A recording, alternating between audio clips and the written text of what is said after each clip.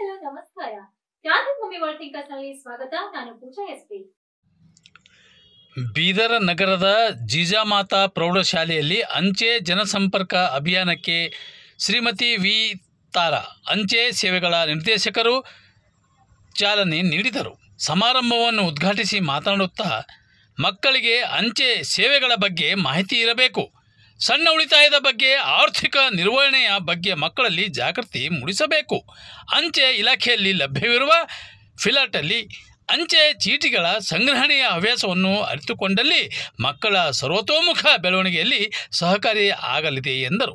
ಮುಖ್ಯ ಅತಿಥಿಗಳಾಗಿ ಆಗಮಿಸಿದ ಬಿಇಒ ಟಿಆರ್ ದೊಡ್ಡೆ, ಕ್ಷೇತ್ರ ಶಿಕ್ಷಣಾಧಿಕಾರಿಗಳು ಬೀದರ್ ಅವರು ಮಾತನಾಡಿ, ಅಂಚೆ ಇಲಾಖೆ ಪ್ರತಿಯೊಬ್ಬರ ಜೀವನದಲ್ಲಿ ಯಾವುದೋ ಒಂದು ರೂಪದಲ್ಲಿ ತನ್ನ ಕೊಡುಗೆಯನ್ನು ಕೊಟ್ಟಿದ್ದು ಜೀವನದಲ್ಲಿ ಹಾಸುಹೊಕ್ಕಾಗಿದೆ ಎಂದರು. ಜೀಜಾಮಾತಾ ಶಿಕ್ಷಣ ಕೇಂದ್ರದ ಕಾರ್ಯದರ್ಶಿ ಸತೀಶ್ ಮುಳೆ ಮಾತನಾಡಿ, ಜೀಜಾಮಾತಾ ಶಿಕ್ಷಣ ಸಂಸ್ಥೆ ಮಕ್ಕಳ ಅಭಿವೃದ್ಧಿಗೆ ಪೂರಕವಾದ ಯಾವುದೇ ಚಟುವಟಿಕೆಯನ್ನು ಮಾಡಲು ಬದ್ಧವಾಗಿದೆ. ಇನ್ನು ಮುಂದೆ ಸಹ ಇಂತಹ ಕಾರ್ಯಕ್ರಮಗಳು ನಮ್ಮ ಸಂಸ್ಥೆಯಲ್ಲಿ ಅಂಚೆ ಇಲಾಖೆ ಹಮ್ಮಿಕೊಳ್ಳಬೇಕು ಎಂದು ಮನವಿ ಮಾಡಿದರು. ಅಧ್ಯಕ್ಷರಾಗಿ ಮಾತನಾಡಿದ ಅಂಚೆ ಅಧೀಕ್ಷಕರಾದ ಬೀದರ್ ಇಲಾಖೆಯಲ್ಲಿ ಲಭ್ಯವಿರುವ ಯೋಜನೆಗಳ ಬಗ್ಗೆ ಸವಿಸ್ತರವಾಗಿ ವಿವರಣೆ ನೀಡಿದರು. ಸಾರ್ವಜನಿಕ ಸಂಪರ್ಕಾಧಿಕಾರಿಗಳಾದಂತಹ ಶ್ರೀಮತಿ ಮಂಗಲ ಭಾಗವತ್ ಅವರು ಪ್ರಾಸ್ತಾವಿಕವಾಗಿ ಮಾತನಾಡಿ, ಜನಸಂಪರ್ಕ ಸಭೆ ಡಾಕ್ ಚೌಪಲ್ ಎಂದು ಕರೆಸಿಕೊಳ್ಳುವ ಈ ಯೋಜನೆಯಡಿಯಲ್ಲಿ ಅಂಚೆ ಸೇವೆಗಳನ್ನು ಜನರ ಮನೆ ಬಾಗಿಲಿಗೆ ಕರೆದೊಯ್ಯುವ ಕೆಲಸವನ್ನು ಮಾಡಲಾಗುತ್ತದೆ.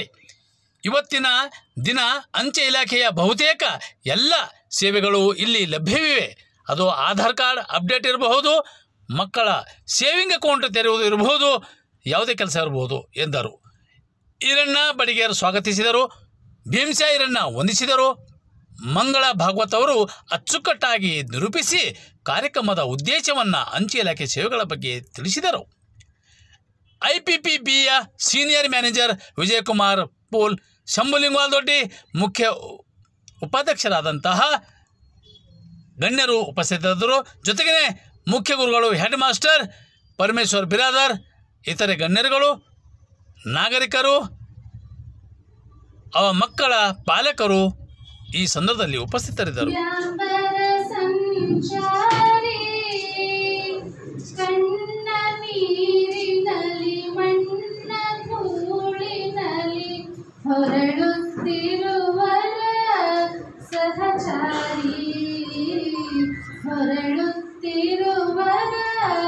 ಸಹಚಾರಿ ಕೋಟಿ ಸೂರ್ಯಕರ ತೇಜ ಪುಂಜತರ ವಿದ್ಯುತ್ತಾಚಿತ ರಥಗಾಮಿ.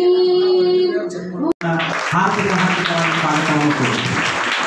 ಅದೇ ರೀತಿ ನಮ್ಮ ಬೀದರ್ ವಿಭಾಗದ IPPB ಸೀನಿಯರ್ ಮ್ಯಾನೇಜರ್ ಆದಂತಹ ಶ್ರೀ ವಿಜಯಕುಮಾರ್ ಪೋಳ ಅವರಿಗೂ ಕೂಡ ನಾನು ಹಾರ್ದಿಕವಾಗಿ ಸ್ವಾಗತವನ್ನು ಕೊಡಿ. ಮತ್ತು ನಮ್ಮ ಬೀದರ್ ಅಂಚೆ ಇಲಾಖೆಗೆ ಸೂಪ್ರಿಡೆಂಟ್ ಆಗಿರ್ತಕ್ಕಂತಹ ನಮ್ಮ ನೆಚ್ಚಿನ ಶ್ರೀ BL ಚಿಕ್ಕೋಟೆ ಸರ್ ಅವರಿಗೂ ಕೂಡ ತಮ್ಮೆಲ್ಲರ ಪರವಾಗಿ ನಾನು ಹಾರ್ದಿಕವಾಗಿ ಸ್ವಾಗತವನ್ನು.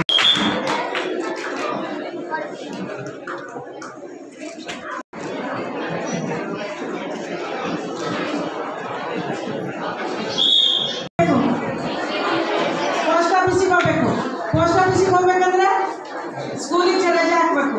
ಅದೆಲ್ಲ ತಪ್ಪಿಸ್ಬೇಕು ಅಂತ ಹೇಳಿ ಸೆಂಟ್ರಲ್ ಗೌರ್ಮೆಂಟ್ನಿಂದ ಏನು ಮಾಡಿದ್ರು, ನಿಮ್ಮ ಮನೆ ಬಾಗಿಲಿಗೆ ಅಂಚೆ ಕಚೇರಿಯನ್ನು ತೆಗೆದುಕೊಂಡು ಹೋಗಬೇಕು, ಅಲ್ಲೇ ನಿಮಗೆ ಎಲ್ಲ ಅಂಚೆ ಕಚೇರಿಯ ಸೌಲಭ್ಯವನ್ನು ಮನೆ ಬಾಗಿಲಿಗೆ ಕೊಡಬೇಕನ್ನುವಂಥ ಒಂದು ಆಶಯದೊಂದಿಗೆ ಈ ಜನಸಂಪರ್ಕ ಅಭಿಯಾನವನ್ನು ಪ್ರಾರಂಭ ಮಾಡಿದ್ರು. ಹಿಂದಿನ ಸಲ ನಿಮಗೆಲ್ಲ ಅಕೌಂಟ್ ಓಪನ್ ಮಾಡಿಕೊಟ್ಟಿದ್ದೀವಲ್ಲ, SSC ಅಕೌಂಟ್ ಮಾಡಿಕೊಟ್ಟಿದ್ದೀವಲ್ಲ, ಯಾರ್ಯಾರು ತಗೊಂಡಿದ್ದೀರ ಅಕೌಂಟು?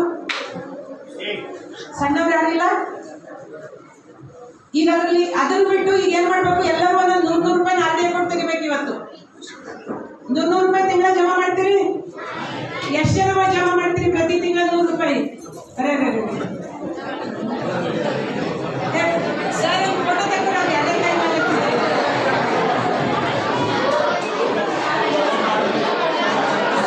ಸರಿ ಸಾಕು ಗೊತ್ತಾಯ್ತು.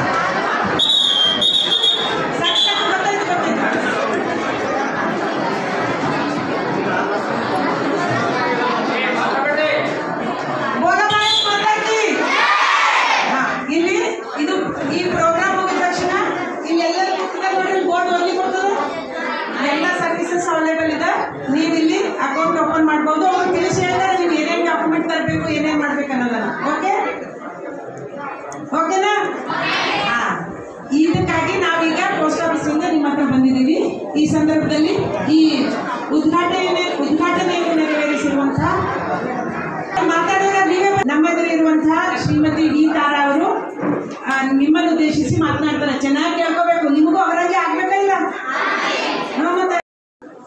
ನಾವು ಡಾಕ್ ಚೌಪಾಲ್ ಅಂತ ಹೇಳಿ ಅದಕ್ಕೆ ಇನ್ನೊಂದು ಹೆಸರು ಕೂಡ ಕೊಟ್ಟಿದ್ದೇವೆ ಇಲಾಖೆ ಕಡೆಯಿಂದ.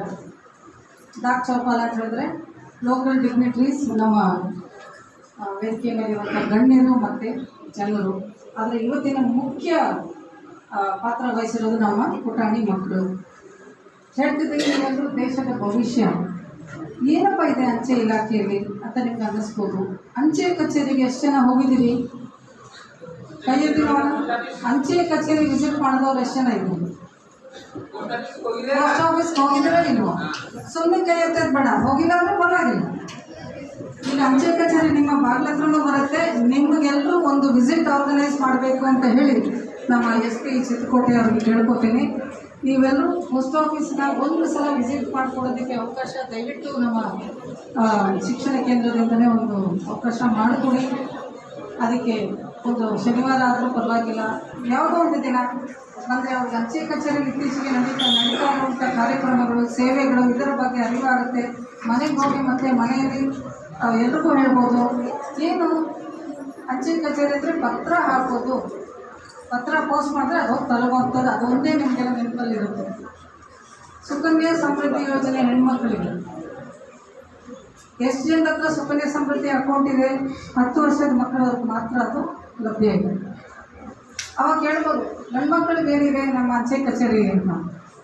ಹೌದಲ್ಲ, ಗಂಡು ಮಕ್ಕಳಿಗೆ ಏನೋ ಒಂದು ಸೇವಿಂಗ್ಸ್ ಮಾಡಬೇಕು.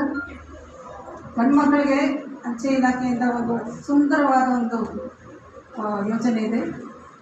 ಅದಕ್ಕೆ ಪಬ್ಲಿಕ್ ಪ್ರಾವಿಡೆಂಟ್ ಫಂಡ್ ಅಂತ ಹೇಳ್ತಾರೆ. ಮಕ್ಕಳು ಕೂಡ ಓಪನ್ ಮಾಡ್ಬೋದು, ಎಸ್ಪೆಷಲಿ ಗಂಡು ಮಕ್ಕಳಿಗೆ. ಮತ್ತಿನ್ನೇನಿದೆ ಅಂಚೆ ಕಚೇರಿ? ಉಳಿತಾಯ ಖಾತೆಗಳು ಸುಮಾರಿದೆ. ಈಗಷ್ಟೇ ಎಲ್ಲರೂ ಕೈ ಎತ್ತಿದ್ರಿ, ಒಂದು ತಿಂಗಳಿಗೆ 100 ರೂಪಾಯಿ ಕಟ್ಬೋದು ಅಂತ ಹೇಳಿ. ಹೌದಲ್ಲ? ಪಾಕೆಟ್ ಮನಿ ಅಷ್ಟು ಸಿಗುತ್ತಾ ನಿಮಗೆ? ಅಷ್ಟು ಕೂಡ ಕೊಡ್ತೀರಾ ನೀವು? ಒಂದು ದೃಢವಾದ ಮನಸ್ಸನ್ನು ಇಟ್ಕೊಂಡು ನಿಮಗೆ ಕೊಡುವಂಥ ದುಡ್ಡನ್ನು ನಿಮ್ಮ ತಂದೆ ತಾಯಿ ಕೊಡುವಂಥದ್ದು ಇರ್ಬೋದು, ನಿಮ್ಮ ಫ್ಯಾಮಿಲಿನಲ್ಲಿ ಯಾವುದಾದ್ರೂ ನಿಮಗೆ ದುಡ್ಡು ಕೊಡುವಂಥದ್ದು ಇರ್ಬೋದು, ಅದನ್ನು ಯಾವ ತಿಂಗಳು ಬಳಸ್ತೀರಿ? ಏನೇ ಒಂದು ದುಡ್ಡನ್ನು ಕೂಡ ಸಣ್ಣ ಉಳಿತಾಯ ಮಾಡಬೇಕು. ಈ ಒಂದು ಒಳ್ಳೆಯ ಅಭ್ಯಾಸವನ್ನು ಯಾವ ರೀತಿ ಬೆಳೆಸ್ಕೋತೀರಿ? ಇದೆಲ್ಲವನ್ನು ನಿಮ್ಮ ಶಾಲೆಯಲ್ಲಿ ಖಂಡಿತ ಟೀಚರ್ಸ್ ಹೇಳ್ಕೊಡ್ತಾ ಇರ್ತಾರೆ. ಅಂಚೆ ಕಚೇರಿ ಎಂಥ ಒಂದು ಸುಲಭವಾದ ಒಂದು ಸ್ಥಾನ. ಹೋಗಿ ಯಾವುದೇ ರೀತಿಯ ಒಂದು ಸರ್ವಿಸಸ್ನ ಪಡಿಬೋದು. ಈಗ ಎಷ್ಟು ಜನ ಹತ್ರ ಆಧಾರ್ ಇದೆ? ಮಕ್ಕಳೇ ಎಲ್ಲರೂ ಆಧಾರ್ ಇದೆಯಾ? ಆಧಾರ್ ಕಾರ್ಡ್ ಇದೆ? ಹೌದಲ್ಲ? ಮತ್ತೆ ನಮ್ಮ ಕೈ ರೇಖೆಗಳು ಬದಲಾವಣೆ ಆಗ್ತಾ ಇರುತ್ತೆ. ಮಕ್ಕಳು 5 ವರ್ಷದಲ್ಲಿ ಏನಿತ್ತು ಕೈ ರೇಖೆಗಳು ಮತ್ತೆ ಚೇಂಜ್ ಆಗುತ್ತೆ. ಮತ್ತೆ ಅದನ್ನು ಅಪ್ಡೇಷನ್ ಮಾಡಬೇಕು ಪ್ರತಿ 5 ವರ್ಷ 10 ವರ್ಷ. ಮತ್ತು ಈಗ ನಿಮ್ಮ ತಂದೆ ತಾಯಿಯವ್ರದ್ದು ಒಂದು ಮೊಬೈಲ್ ನಂಬರ್ ಕೊಟ್ಟಿರ್ತೀರಿ, ಆ ಮೊಬೈಲ್ ನಂಬರ್ ಚೇಂಜ್ ಆಗಿರ್ಬೋದು, ಅದು ಕೂಡ ಅಪ್ಡೇಟ್ ಮಾಡಬೇಕು. ಸೊ ತಂದೆ ತಾಯಿಗೆ ಹೇಳಿ ಮಕ್ಕಳಿಗೆ ಅವರ ಮೊಬೈಲ್ ನಂಬರ್ ಕೊಟ್ಟಿರ್ತಾರೆ, ಅದನ್ನು ಅದೇ ಮೊಬೈಲ್ ನಂಬರ್ ಇತ್ತು ಅಂದರೆ ಸರಿ ಇಲ್ಲ, ಅದರಲ್ಲಿ ಚೇಂಜ್ ಮಾಡಬೇಕು, ಅಪ್ಡೇಟ್ ಮಾಡಬೇಕು. ಈ ಒಂದು ಸಣ್ಣ ಸಣ್ಣ ವಿಷಯಗಳು ಕೂಡ ನೀವು ಮನೆಯಲ್ಲಿ ಪ್ರಪಂಚದಲ್ಲಿ ಏನು ನಡೀತಾ ಇದೆ, ನಮಗೇನು ಬೆನಿಫಿಷಿಯಲ್ ಇದೆ, ನಮಗೆ ಏನೇನು ಸರ್ವಿಸಸ್ ಬೇಕು, ನಮಗೆ ಯಾವ್ಯಾವ ಸೇವೆಗಳು ನಮ್ಮ ಮಕ್ಕಳಿಂದ ದೊಡ್ಡವ್ರಿಗೆ ಹೋಗಿ ಹೇಳಬೇಕು. ಅಮ್ಮ ಈ ರೀತಿ ಒಂದು ಸರ್ವಿಸಸ್ ಇದೆ ಪೋಸ್ಟ್ ಆಫೀಸಲ್ಲಿ ಹೇಳಬೇಕು. ನೀವು ತಿಳ್ಕೊಬೇಕು. ಅದಕ್ಕೂ ಮುಂಚೆ ತಿಳ್ಕೊಬೇಕಂದ್ರೆ ನಾವು ನಿಮ್ಗೆ ಹೇಳಬೇಕು. ನೀವು ಯಾರೋ ಹೋಗಲ್ಲ ಪೋಸ್ಟ್ ಆಫೀಸಿಗೆ, ಕರ್ಕೊಂಡು ಹೋದರೆ ಹೋಗ್ತೀವಿ. ಇವಾಗ ನೀವು ಒಬ್ಬರು ಇಬ್ಬರು ಹೋಗ್ತೀವಿ ಅಷ್ಟೇ. ಹೌದಲ್ಲ? ಮತ್ತು ಎಷ್ಟು ಜನ ಈಗಲೂ ಪತ್ರ ಲೇಖನ ಮಾಡ್ತಾ ಇದ್ದೀರಿ? ಎಷ್ಟು ಮಕ್ಕಳು ಈಗಲೂ ಪತ್ರ ಲೇಖನ ಮಾಡ್ತಿದ್ದೀರಿ? ಲೆಟರ್ ರೈಟಿಂಗ್ ಕೈ ಎತ್ತಿ ನೋಡೋಣ. ಪತ್ರ ಲೇಖನ ಲೆಟರ್ ರೈಟಿಂಗ್ ಮಾಡ್ತಿದ್ರಾ ಇಲ್ವಾ? ಪತ್ರ ಬರೀತೀರಿ? ಹಾಂ, ಪತ್ರ ಬರೆದು ಏನು ಮಾಡ್ತೀರಿ? ಸುಮ್ಮನೆ ಪುಸ್ತಕದಲ್ಲಿ ಇರುತ್ತೆ. ಹೌದಲ್ವ? ಈಗ ಯಾರು ಬರೀತಾರೆ ಪತ್ರ? ವಾಟ್ಸಪ್ ಇದೆ, ಇಮೇಲ್ ಇದೆ, ಫೇಸ್ಬುಕ್ ಇದೆ, ಇನ್ಸ್ಟಾಗ್ರಾಮ್ ಇದೆ. ಎಷ್ಟು ಜನ ನೀವು ಫೇಸ್ಬುಕ್ ಅಕೌಂಟ್ ಇಟ್ಕೊಂಡಿದ್ದೀರಿ? ಯಾರಾದರೂ ಮಕ್ಕಳು ಫೇಸ್ಬುಕ್ ಅಕೌಂಟ್ ಓಪನ್ ಮಾಡಿದ್ದೀರಿ? ಇಲ್ಲ. ಸದ್ಯ ಇದೇ ಪ್ರಶ್ನೆ ಬೆಂಗಳೂರಲ್ಲಿ ಕೇಳಿದ್ರೆ ಅರ್ಧ ಮಕ್ಕಳು ಕೈ ಎತ್ತಿರೋದು. ನೀವಿನ್ನೂ ಸದ್ಯಕ್ಕೆ ದೂರ ಇರ್ತೀವಿ. ಸೋಷಿಯಲ್ ಮೀಡಿಯಾದಲ್ಲಿ ಮುಳುಗ್ಬಿಟ್ಟಿದ್ದೀರಿ. ಆದರೆ ವಾಟ್ಸಪ್ ನೋಡ್ತೀರಿ, ಯೂಟ್ಯೂಬ್ ನೋಡ್ತೀರಿ ಮೊಬೈಲಲ್ಲಿ. ಹೋದ ತಕ್ಷಣ ಮನೇಲಿ ತಂದೆ ತಾಯಿದು ಮೊಬೈಲ್ ತೊಗೊಂಡು ನೋಡ್ತೀರಾ ಇಲ್ಲ? ಇಲ್ಲ. Very good. ಎಷ್ಟು ಜನಕ್ಕೆ ಪುಸ್ತಕ ಓದೋ ಅಭ್ಯಾಸ ಇದೆ? ಪಠ್ಯಪುಸ್ತಕ ಅಲ್ಲ, ಪಠ್ಯಪುಸ್ತಕ ಬಿಟ್ಟು ಬೇರೆ ಪುಸ್ತಕಗಳು. ಎಷ್ಟು ಮಕ್ಕಳು? Yes, very good sir. ನಿಮ್ಮಲ್ಲಿ ಒಳ್ಳೆ ಲೈಬ್ರರಿ ಕೂಡ ಇದೆ ಅಂತ ಕಾಣುತ್ತೆ ಆಗಲಿ. ಸೊ ಲೈಬ್ರರಿ ಬುಕ್ಸ್ ಕೂಡ ತಗೊಳ್ತೀವಿ.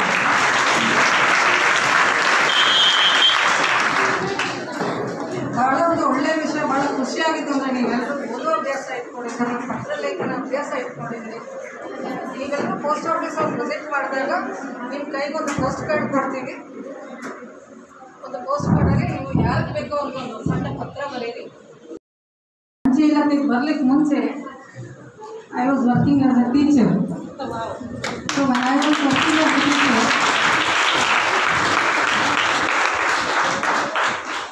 I went back to 25 years. ನಾನು ಟೀಚರಾಗಿ ವರ್ಕ್ ಮಾಡ್ತಿದ್ದೇನೆ. ಮಕ್ಕಳಿಗೆ ದೇ ಕ್ಯಾನ್ ಡು ವಂಡರ್ಸ್. ನೀವೆಲ್ಲರೂ ಒಬ್ಬೊಬ್ಬರು ಒಂದು ಮುತ್ತು, ಒಂದು ರತ್ನ. ಪ್ರತಿಯೊಬ್ಬರಲ್ಲೂ ಒಂದು ಟ್ಯಾಲೆಂಟ್ ಇರುತ್ತೆ, ಪ್ರತಿಯೊಬ್ಬರಲ್ಲೂ ಒಂದು ವಿಶೇಷತೆ ಇರುತ್ತೆ. ಅದನ್ನೆಲ್ಲ ಹೊರತರುವಂಥ ಒಂದು ಕೆಲಸ ನಮ್ಮ ಶಿಕ್ಷಕರು ಮಾಡ್ತಿರ್ತಾರೆ. ಅದೇ ರೀತಿಯ ಒಂದು ಸಣ್ಣ ಎಫರ್ಟು, ಸಣ್ಣ ಪ್ರಯತ್ನ ನಮ್ಮ ಅಂಚೆ ಇಲಾಖೆಯಿಂದ ಕೂಡ ನಾವು ಮಾಡ್ತಾಯಿದ್ದೀವಿ. ಸೊ ನಿಮ್ಮ talent UPU letter writing competition ಬರುತ್ತೆ, ದಯವಿಟ್ಟು ಭಾಗವಹಿಸಿ. ದೀನ್ ದಯಾಳ್ ಸ್ಪರ್ಶೋಜನಾ ಕಾಂಟೆಸ್ಟಲ್ಲಿ ದಯವಿಟ್ಟು ಭಾಗವಹಿಸಿ. ಏಜ್ ಗ್ರೂಪ್ ಇರುತ್ತೆ, ಅದೆಲ್ಲ ಒಂದು ಮಾಹಿತಿನ ನಮ್ಮ ಶ್ರೀಮತಿ ಮಂಗಳಾ ಅವರು ನಿಮಗೆ ತಲುಪಿಸ್ತಾರೆ. ಈ ಶಾಲೆಯಿಂದ ಕೂಡ ಒಳ್ಳೊಳ್ಳೆ ಪ್ರೈಸಸ್ ಬರಬೇಕು ಅಂತ ಆಶಿಸ್ತಾ ನಿಮ್ಮೆಲ್ರಿಗೂ ದೇವರು ಚೆನ್ನಾಗಿಟ್ಟಿರಲಿ. And wish you all a very bright future ಅಂತ ಹೇಳ್ತಾ ನಾನು ಮಾತಾಡಿಸ್ತೀನಿ. Thank you. ವಾರ್ತಾ ಸಂಚಿಕೆ ಇಲ್ಲಿಗೆ ಮುಕ್ತಾಯವಾಗುತ್ತದೆ. ನಾಳೆ ಮತ್ತೆ ಭೇಟಿಯಾಗೋಣ ಇನ್ನಷ್ಟು ಹೊಸ ವಿಷಯಗಳೊಂದಿಗೆ. ನಾನು ಪೂಜಾ. ವಂದನೆಗಳು.